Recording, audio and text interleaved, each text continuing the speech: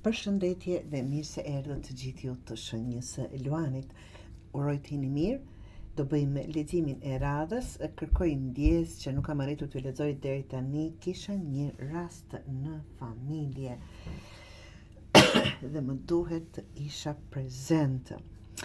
Leximi juaj të dashur Luan është një përballje mes egos dhe zemrës së juaj, midis dështimit të pranuar dhe fuqisë së rilindur. Ky lexim flet për një Luan, kushdo që të jeni ju, ai Luan, që ka humbur shkëlqimin përkohësisht, sepse ka ndjekur një rrugë që nuk i ka sjell as dashuri e as përmbushje. Por tani është koha të dashur Luan të riktheheni në fronin e juaj të vërtet. 8 të kupës është dështim. Failure. Ky është momenti kur Luanit në fakt apo ju bie perdja. Ajo që ka ndërtuar një lidhje, një iluzion, një projekt, nuk i ka dhënë atë që kishte shpresuar. Në vend të krenarisë ka ndjer boshllëk dhe kjo godet fort për dikë që ka nevojë të ndriçojë e të vlerësohet, siç është Luani. Të dashur Luan, kjo letër, mesazhi i kësaj letre është nuk është fundi, është zgjimi. Të largohesh nga diçka që të shkatëron, nga brenda nuk është dështim. Në fakt, është trimëri. Mbreti i kupës, apo father, siç e quajnë këtu, babai i kupës, pas dështimit të dashur Luan, del nevoja për pjekuri emocionale. Kur them pjekuri emocionale, e mendoj gjithmonë të jemi të qartë, çfarë duam dhe çfarë nuk duam. Ky mbret nuk shpërthen, nuk luan lojra. Ai mban nderin dhe ndjenjën njëkohësisht. Ky je ti tani, më i qetë, më i vetëdijshëm dhe më pak i gatshëm të jesh i madh, të shkëlqesh për të kënaqur të tjerët. Këshilla kësaj letre të dashur Luan thot: zgjidh të veprosh nga një vend i ekuilibruar, jo nga egoja. Dashuria vërtet nuk kërkon që të bësh gjithçka, kërkon të jesh vetvetja. Mbretresha e kupës, që i kemi mbretin dhe mbretreshën e kupës.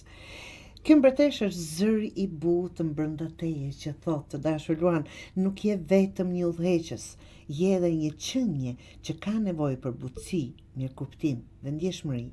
Mesazhi i letrës është: në vend që të fshihesh pas forcës, shfaq ndjeshmërinë tënde. Kjo është ajo që do të rikthej njerëzit e vërtet në anën tënde. Të jeni vetvetja.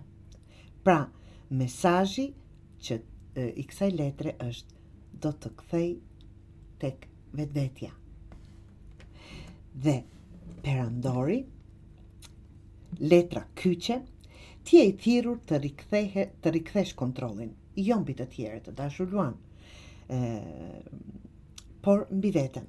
Mjaftu përpoqe të mbash imazhin, tani është koha për autenticitet të fortë dhe të qetë. Këshilla e kësaj letre: vendos rregulla të reja. Ti je gati të ndërtohesh nga e para, por këtë herë me besnikëri ndaj vetes, jo ndaj rolit që të ka dhënë të tjerë, të dashur Luan.